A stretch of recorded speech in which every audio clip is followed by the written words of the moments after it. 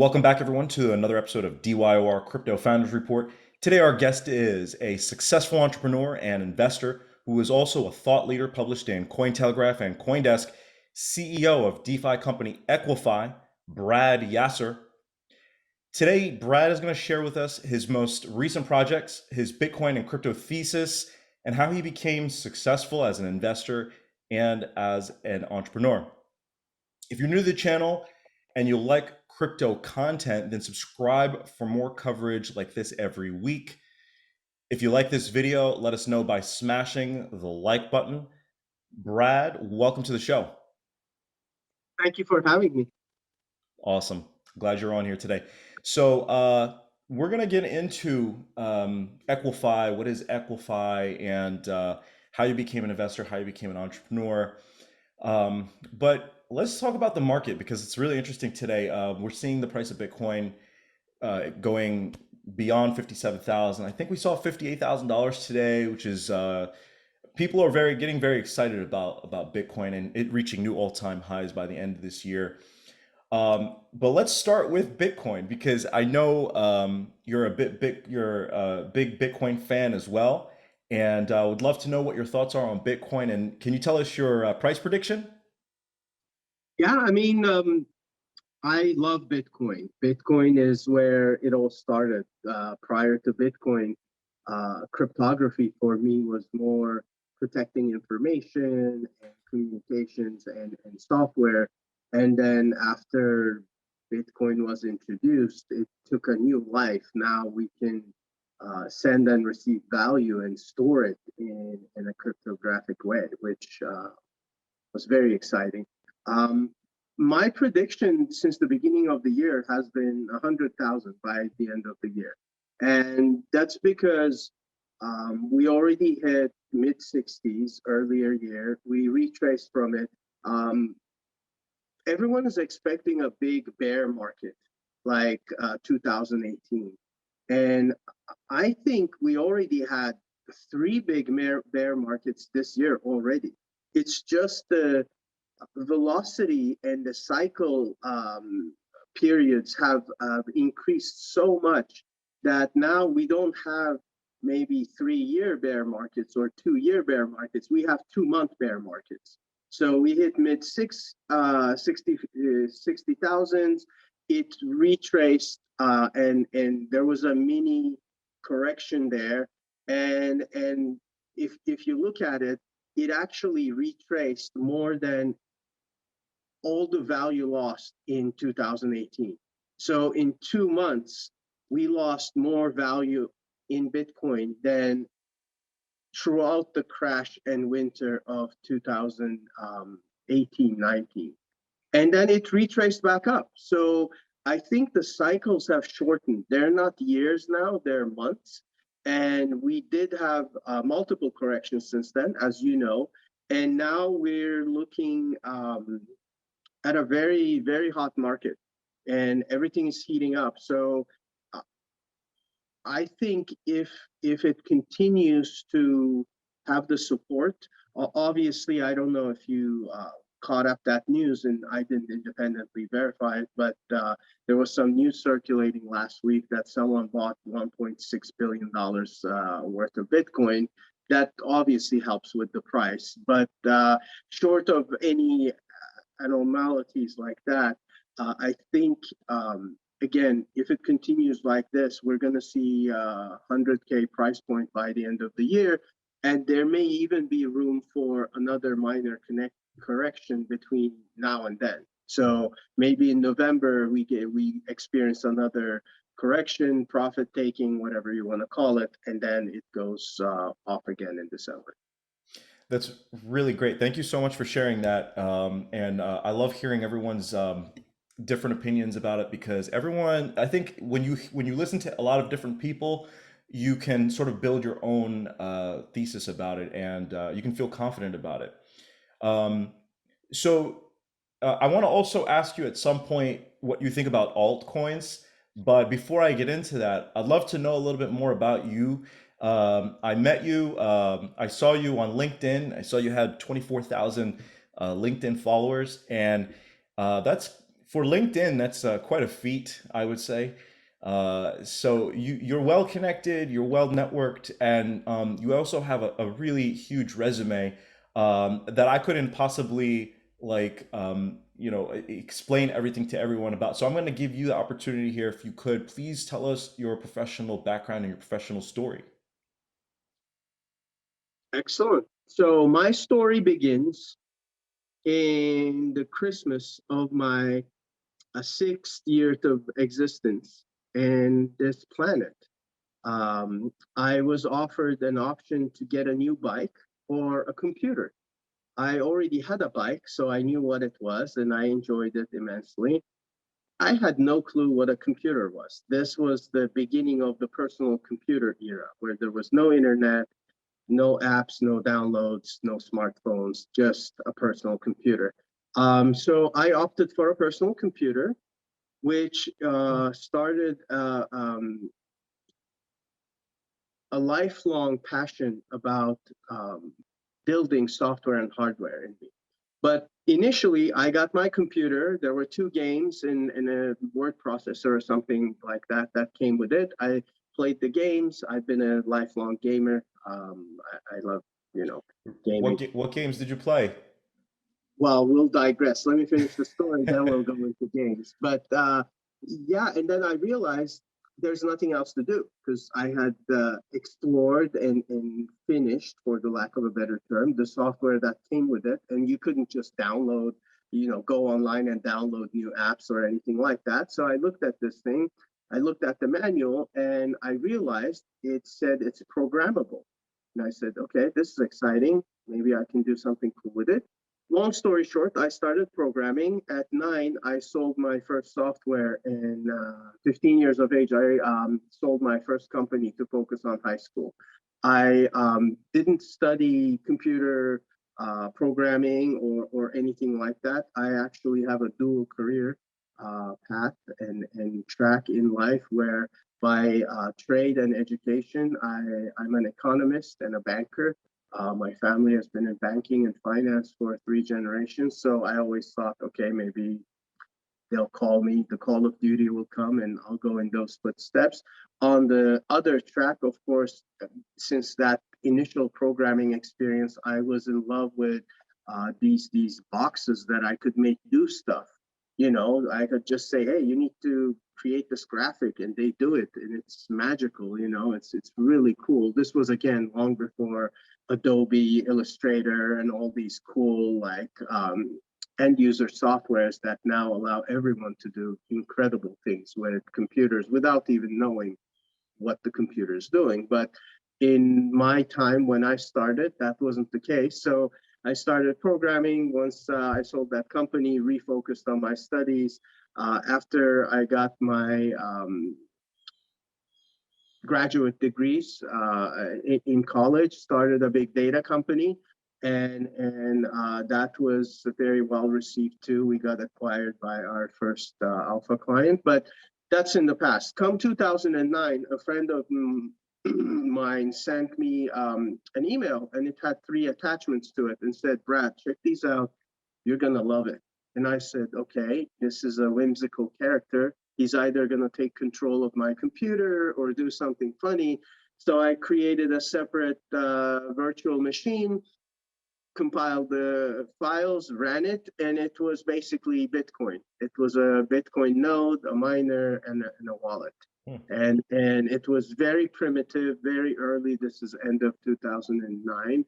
So I started looking at this and saying, wow, okay, this is interesting. I can get into this.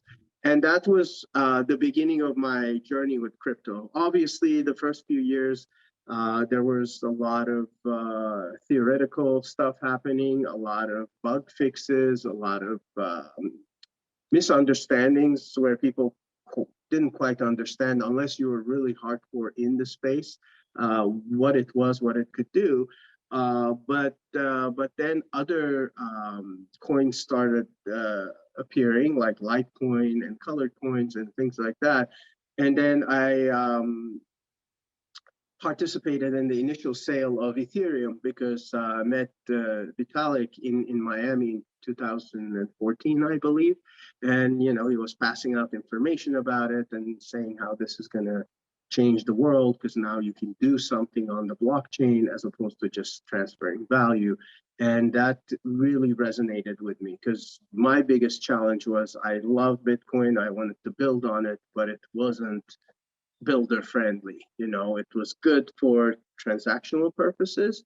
It kind of wasn't welcoming if you tried to, deploy any smart contracts or anything like that, which the term came with Ethereum. That's why I'm doing air quotes. But yeah, I mean, that's been my foray into crypto. And since then, I've been involved with dozens of projects.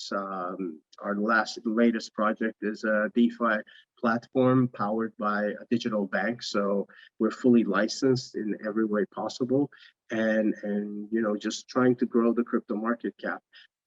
Aside from the crypto journey and Bitcoin and Ethereum and all the other projects that I've supported, after I exited my second company, I started slowly investing into technology because I thought, I can't build everything. I can't be an entrepreneur for every idea, but there are people who are brilliant and building incredible things that can change the world that I want to be a part of. Small part, but still a part of. So I started investing, I don't know, maybe it's been at least a decade, if not two, a while ago, and started with technology companies, of course, with Bitcoin, leaned heavily into crypto. With Ethereum, same thing. And in 2017 refocused all investment thesis to blockchain and distributed technologies, and at least businesses and projects powered by such structures. And then relaxed that a little in 2018 when things cooled off. I said, okay, there are other opportunities that I should look into. But so far, I've been a very prolific investor in the space. I have over 200 investments in the blockchain space, over 100 before that in traditional early technology companies. And continue to support the ecosystem because it's just incredible how fast things are evolving and how many different directions people are taking the technology that was once just Bitcoin, and now it lives in hundreds of different forms and has different utilities. Yeah, I love the fact that you supported Ethereum for. Are you still actively involved in that at all? Well, yeah, I mean, we built our DeFi platform first on Ethereum. Hmm. We'll always pay our respects, although Binance Smart Chain may be faster and cheaper, and Polygon may be better, and Avalanche may have the newest, tips and tricks. It's still Ethereum is where it started, and most of the projects that I get involved with have, some Ethereum component. And same with NFTs, same with art. Yes, you can issue them on a few different blockchains now, but the original ones, the most valued ones, are still on Ethereum, albeit the very, very expensive gas fees and congestion that it suffers time to time. Hmm. So you have a DeFi project that you're working on right now, EQUIFI. So can you describe what EQUIFI is? Yes, so 2 years ago, I was talking to a good friend of mine and now co-founder Jason Blick, and we were watching DeFi space just start going, really, really growing, really proliferating. And we talked about wanting to do something in this space. And so I said, let's not replicate what's already been done. Let's watch and see what survives, what succeeds, and then based on that, um, we can see if we can make a meaningful contribution. Fast forward a year, last year, Again, we were just sitting at a cafe talking about DeFi, talking about the space in general, and Jason said, probably the time is right. It's the right time now. We should do something. And then I said, okay, what problems can we solve? And on his side, uh, uh, uh, obviously his expertise in banking and digital banking is runs deep. I mean, this is his second bank with EQIFI, and he's been innovating the space for decades.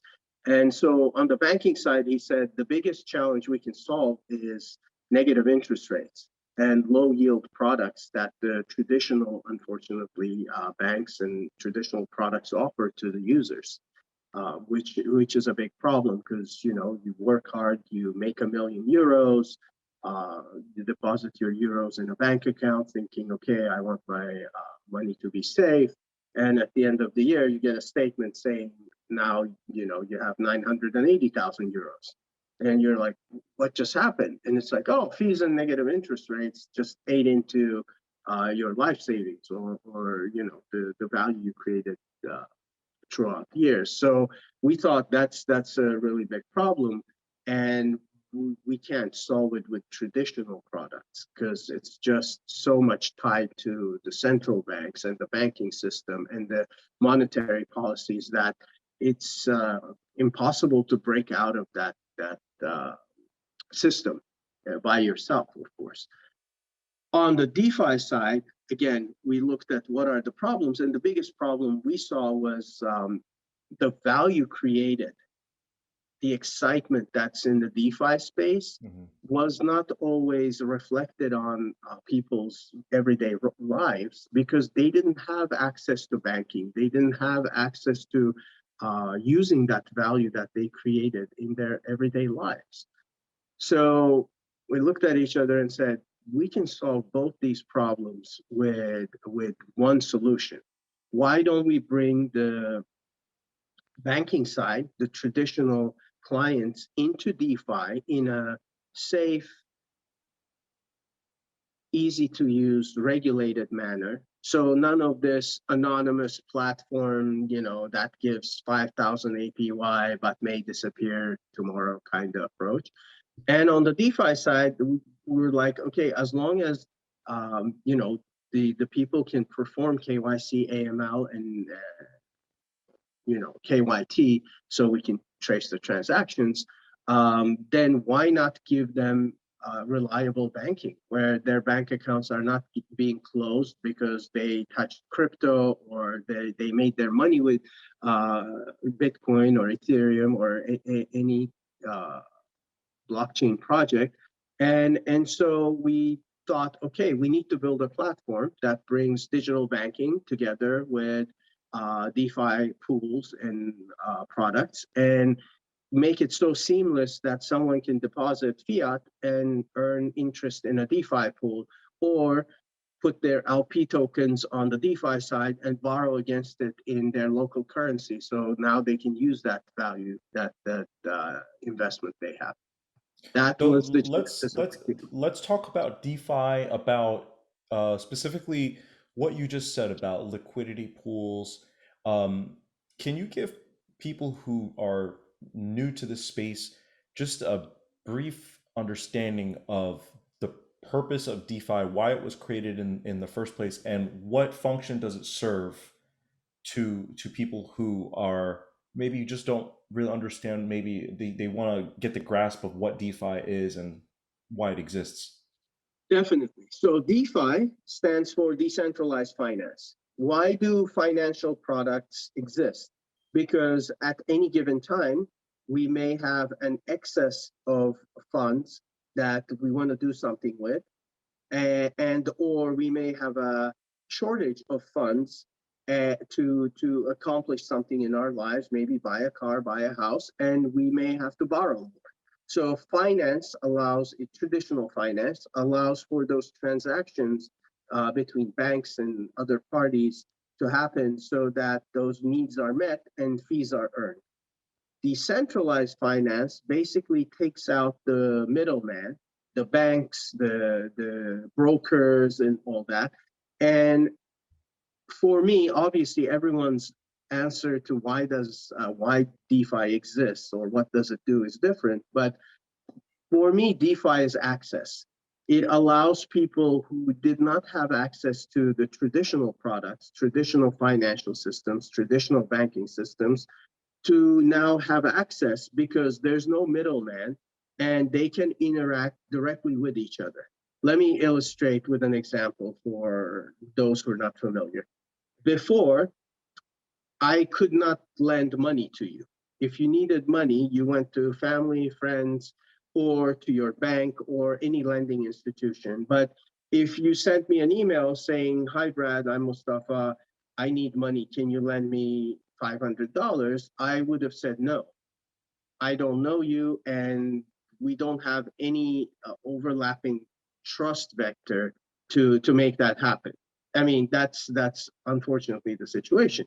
With DeFi now, it's a trustless system. It's much like every other, a project on blockchain where you can interact with people without knowing who they are, without having to trust that they're good people, because it's programmatically designed. If A happens, B is going to happen. If I lend you money, you're going to pay back, or you're going to lose your collateral, one or the other. But there's no scenario where I lend you money and you disappear because it's locked in a smart contract. So what DeFi allowed to do is take traditional products, whether it's lending, borrowing, Insurance, investing, maybe. Yeah. and then take it to a P2P level where each individual may choose to lend money or borrow money. They may choose to invest in something or not invest in something. Uh, you mentioned insurance, get, just the decentralized insurance or not get it. But it took the trust from middlemen and brokers and dealers and government regulators and put it in smart contracts. Hmm. So it democratized access and allowed a lot of people who cannot pass KYC, not because they're criminals, not because they're bad people, but because their government doesn't issue the documents that the rest of the world wants and accepts. It took those people and those opportunities and opened it up at a global scale. Yes, that was very good. Thank you. Well, So, what are some of your favorite? I know EQUIFI is probably your favorite project right now. What are some other projects that you're? I don't know, are you? Do you care to? Do you mind sharing some of what your portfolio might be, or do you not want to? It's not investment advice for anyone out there who's. It's not financial advice, of course, but what is your opinion about which projects are going to do great this year and even beyond that? that's a really actually difficult question. Which projects are going to do great this year? Specifically with pertaining to decentralized finance. I understand. Yeah. The challenge there is, when you have a decentralized finance product or platform, you have we launched one 2 months ago, so I know you have a few challenges. One is obviously getting more total value locked on your platform, Mm. so your platform and product is more valuable. Two is plays work, hand in hand with that, user growth and adoption, people using the product. So I don't want to necessarily promote any projects because the third one and the most uncertain one is the execution risk. You may Mhm. have a great idea, you may have great technology. If the team is not experienced enough to execute on it, it doesn't matter if you're a DAO, a decentralized autonomous organization. Doesn't matter if everything is governed by smart contracts. One mistake, uh, as one happened in one of the largest DeFi protocols just 2 weeks ago, a code in the bug distributed an unexpected and unwanted amount of rewards tokens to people. Things like that can really jeopardize a project because as fast as you can become $1 billion company in crypto and DeFi, you can go from a billion to zero, right? If you can rise that high really fast, you can also fall equally quickly. So I think the top projects are still doing really well. I mean, I use people always ask us, who are your competitors? And I say, look, we don't have any competitors. We want to grow the market cap. We want to be the bridge, the gateway into crypto, not get market share from other projects that I invested in personally, but also that are doing really well. So I think the decentralized lending borrowing is going to keep growing. So Hmm. I don't expect a lot of issues with Aave or Compound or the likes. They've done a great job. They've built a good audience, and they're doing some fantastic work in the space. That's pioneering. On the more centralized side of things, Nexo, Celsius, um, these are partnerships for us, but also, I use them personally. They're doing great. And I think, we're going to need more of these projects, to be honest with you. Everyone is like, oh, who's the biggest? Who's the number one or number two? And I'm thinking we're going to need 10 more number ones if more adoption happens. So let's not worry about who's doing what right now, and focus on growing and bringing more people in. That's my mission. But I Yeah. think the top 10 DeFi projects are doing phenomenally well. I don't see why they wouldn't continue. And of course, we hope that our hard work and aspirations and our community support is going to bring EQUIFI into a top tier rated project too. It's going to take time. I mean, we're brand new in the market, but we're working really hard to get that adoption. And more importantly, focus our efforts also on the institutional side, because all of these projects that I mentioned, their entry point to the market was more retail. That's what they went after. They said, okay, we want to solve this problem for retail. We understand retail is very important, but also, Bitcoin price is not 57,000 because of retail investors or traders. It's the institutional long long-term investors that are needed to bring that stability. And we want to do the same thing for the DeFi space. We want to bring the institutional partners into the space through EQIFI, and then we have more stability. Yeah, I think liquidity is definitely in demand. And I saw this Olympus DAO, I think. I saw an article about this Olympus DAO the other day, and they talk about how they issue bonds through the DeFi protocol to secure liquidity, which is a new, revolutionary way of doing it, which I thought was very interesting. Have you heard of it? Um, I have not. Actually, I briefly heard a mention when I was talking to someone, but I don't know much about it, so I don't want to say, yeah, I heard about it, and pretend that I know Yeah. what. But Just there's a it's just lot of what's interesting to me about that though, Brad, is the innovation, not necessarily the financial gain or something like that.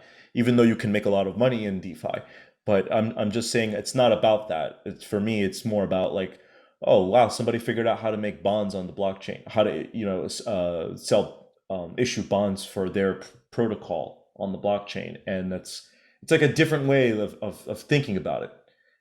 Because for people to have thought about DeFi to begin with, like Vitalik was thinking about these types of things when you met him in 2014. He was obviously creating Ethereum for that purpose. But then you have people who come on and then they do things differently, that like more nuanced ways of doing things. So to me, that always fascinates me. So what does the future of DeFi look like? Do you keep a sort of vision for what a world of DeFi would look like? What kind of new innovations, new ideas do you have to maybe some wild ideas you can share with us? Some ideas that maybe other people aren't thinking about. Something interesting.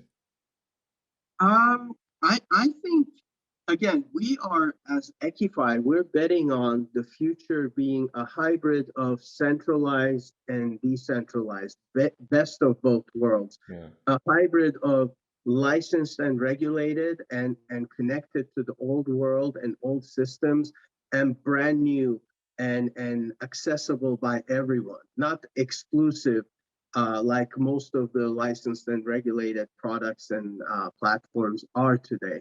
So that's the future we're really excited about, and putting all our chips on and betting on.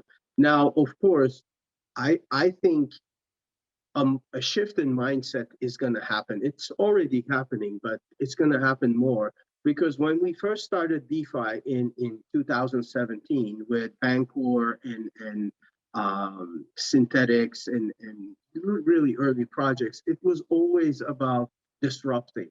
Like, oh, this is going to disrupt exchanges. We're going to have these automated market makers and liquidity pools, and that's going to completely disrupt the exchange model, the old school, book and keeping the book and market making. Guess what? It didn't, because if you just want to disrupt things, that's what I learned in my journey in the past 4 or 5 years. If your rhetoric and ideology is I'm going to disrupt, I'm going to break things, and it's going to be better, you face a lot of resistance from the things that you're trying to break and the people who own those. They don't want you to go and break their family business, or the governments don't want you to go and break their legal systems. They just don't want it. And, there's a lot of friction there. Yeah. A better model is to bridge things and instead of breaking, evolving them. So I think the DeFi mindset is going to go from anonymous, we don't care if something gets hacked, we shouldn't have to do anything, no KYC, no AML, we don't want any of that, to a more reasonable, hey, let's have a global KYC AML, let's not exclude anyone, but at the same time, have some regulator agree with us and support us so we can connect to the rest of the world kind of approach. And that's what I'm most excited about, not just for EQIFI, because we're already doing it, but for other projects to come and say, you know what, here's the team, here's transparency, and we're regulated in this jurisdiction because we realize we need this.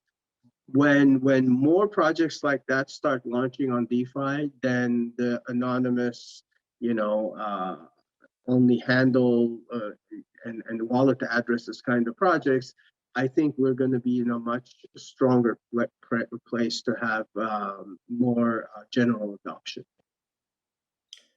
Thank you for sharing that view with us. It's very refreshing to hear different philosophies about what the future is going to look like, and I appreciate that.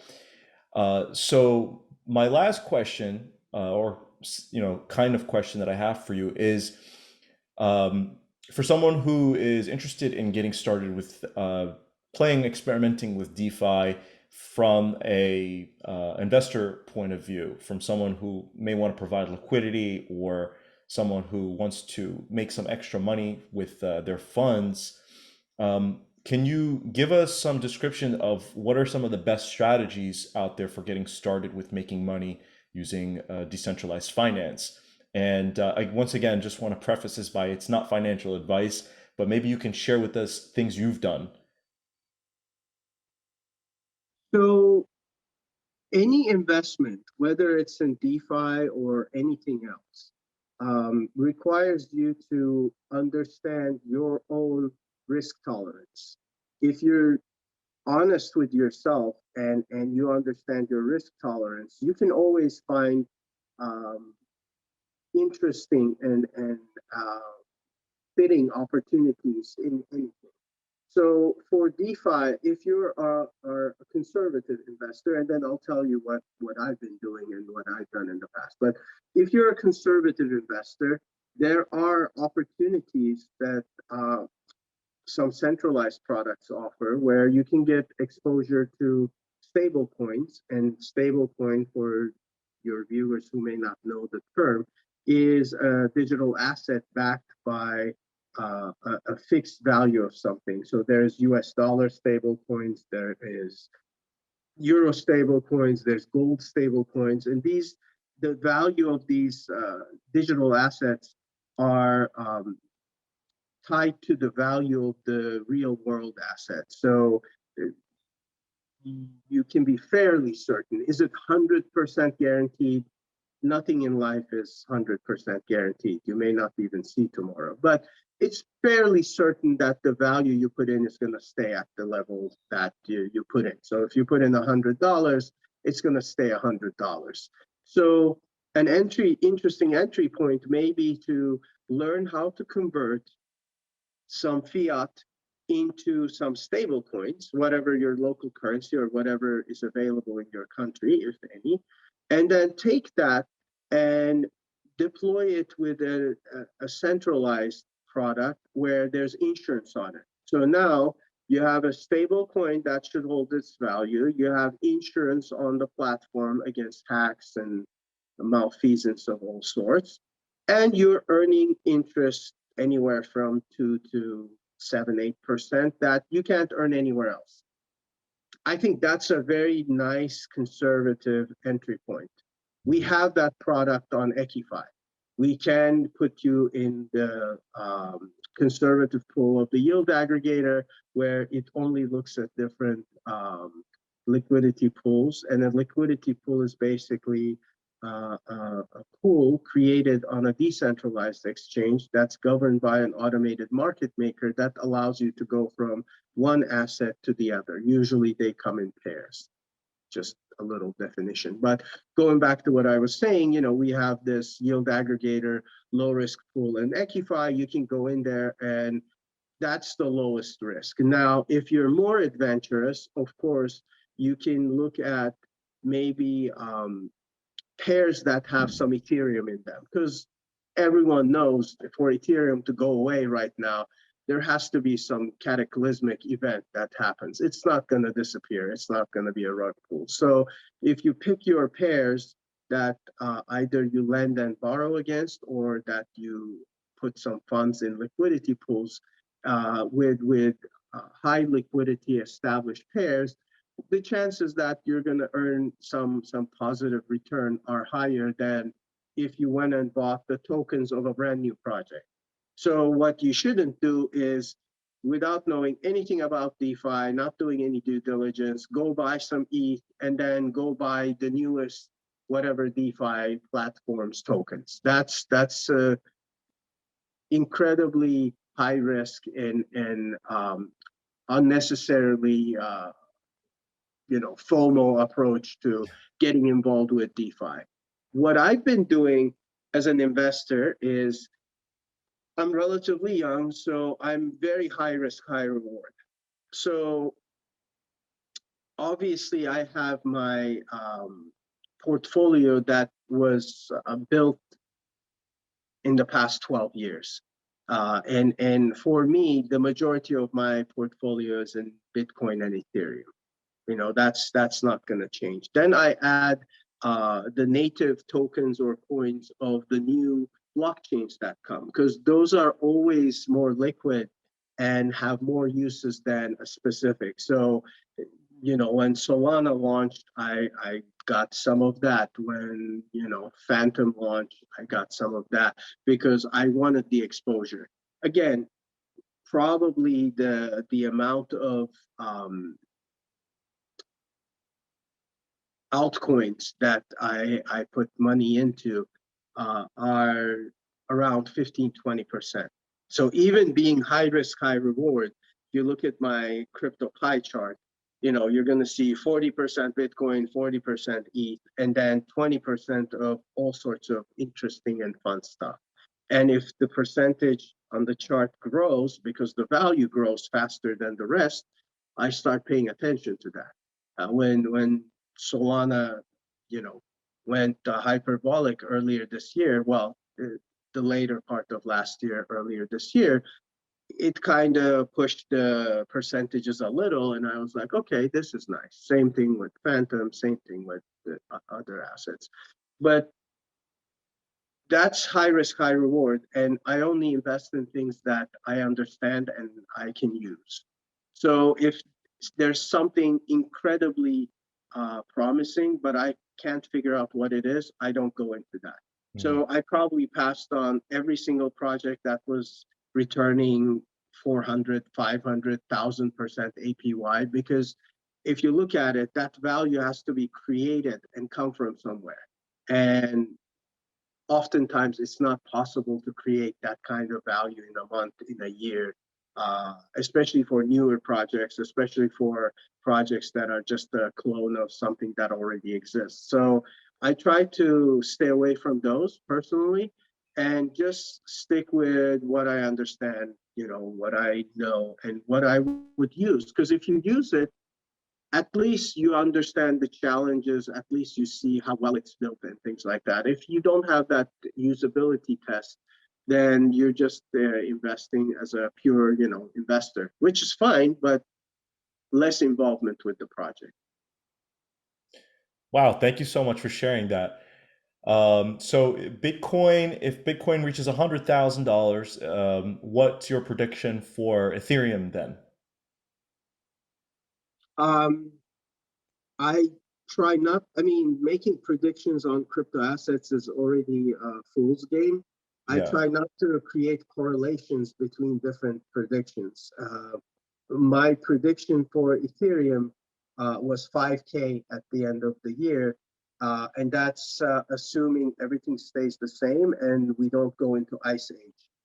For those of your viewers who are not familiar with Ethereum, Ethereum had an improvement proposal that proposed Ethereum go from proof of work, where you can mine it, to proof of stake, where you can't mine it anymore. And that proposal and implementation thereof uh, kept being pushed. I think this is the third year, it's in its third year. But at the end of that era, they expect to trigger an ice age where slowly you're going to be unable to mine any Ethereum and it's going to go into proof of stake. Now, no one knows what that's going to do to the price, or is that going to trigger another fork, or what's going to happen. So if that doesn't happen, I think we're going to be in the 5K range at the end of the year, assuming the market is still uh, nurturing positive sentiments and growing. If again, I don't really think there's going to be a correlation, but if we do go into ice age and it goes well, the community receives it really well, it can even double. But that's going to be next year, because right now that trigger is not even considered till sometime in December. So by Mhm. the time it takes effect, usually impact is felt in a couple of days, couple of weeks, however long it takes by the community. And yeah, I mean it's going to be really exciting. So to circle back on your point that you made in the beginning about how the market cycles are actually getting shorter, um, does that mean that we may see more progression over 2022 without necessarily going into a, like you said, I think you mentioned that before, we may not need to go into a like prolonged crypto winter. So there's a lot of people out there saying that the cycles are getting longer. Some people are saying the cycles are getting shorter. Um, I don't know what to make of that, but I kind of agree with you on that. But can you just reiterate that point that you made about how the cycles are changing? And then I think we can wrap it up after that. Also, the cycles have been 4-year cycles for Bitcoin, Hmm. right? Because of the halving that happens, and for your viewers who are not familiar with it, the difficulty to obtain new Bitcoin increases, doubles every 4 years. Hmm. So you can get Bitcoin in two ways, as network fees and mining rewards. Each halving takes half of the rewards away. Um, with that structure in place, there has always been Bitcoin cycles that are, 3 to 4 years. Now, that also dictated the crypto market cycles because Bitcoin dominance up until a few years ago was 90%, if not more. Now, since 2017 and on, when Ethereum took off and Ethereum-based projects took off, then other uh, chains, newer chains started taking off. Mhm. The Bitcoin dominance has dropped, and right now it's hovering somewhere around 45%, Yeah. with Ethereum being around 15. So only 60% of the market is now Bitcoin and Ethereum. Rest is completely different, hopefully uncorrelated projects. Yeah. Um, what I've been seeing is the winters that I've experienced personally were pretty severe when the dominance was extremely high, and when the investor type was either pragmatic traders or technophiles who got it at a really early date but can exit at any time because their gains are incredible and they're realized, right? They didn't buy Bitcoin at 52,000 to now see, do I want to make 10% profit? No, they got it, they mined it in 2012. So at any point in time, a sale is profit, and it's a good decision if you need the funds for something else. So with those type of holders, there was a lot of volatility. Mhm. In the past 2 years, we've seen institutional investors, we've seen family offices, generational investors come into the space and say, I'm going to buy 100,000 Bitcoin and I'm going to pass it on to my kids. Now, there's no sell pressure there. These people are not going to need that money they put in, regardless of at what juncture it came in. They're not going to need it for another 40, 50 years. And when the kids receive it, they may sell, of course, they may liquidate because they want to spend it, or there may be mechanisms to spend Bitcoin at that time freely, and it may never get liquidated. So when those type of very long-term established investors come in, it really takes away the gas behind the long bear cycles where everyone goes in and pump, and then everyone wants to get out at the same time because they want to, preserve profits or what have you. And then it crashes and crushes the uninformed, uneducated investors who just don't know. They just wanted to get a taste of it, and now they're in ruins, which really is a bad phenomenon as a whole because it turns people away from crypto. Mhm. So that the last one of those, I think, as far as I can see, happened in 2018. Wow. January, February, March 18, with the 95% crash in all crypto, period, like Bitcoin, Ethereum, all the alts wiped.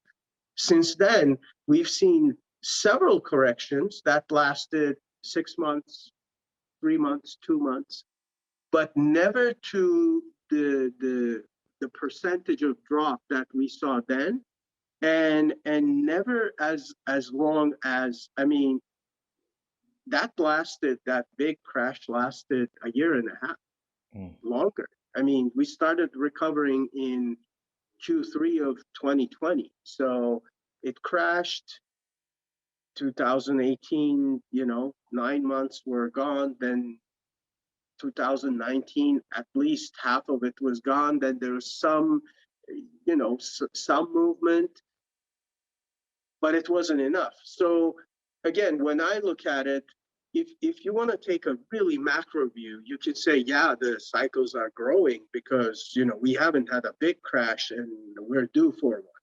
If your expectation is that everything is going to crash 95% again, just like 2018, then yes, the statement that cycles are getting longer and bigger is correct, because your expectation is that there's always the steam that needs to be let out and it's going to take everything away.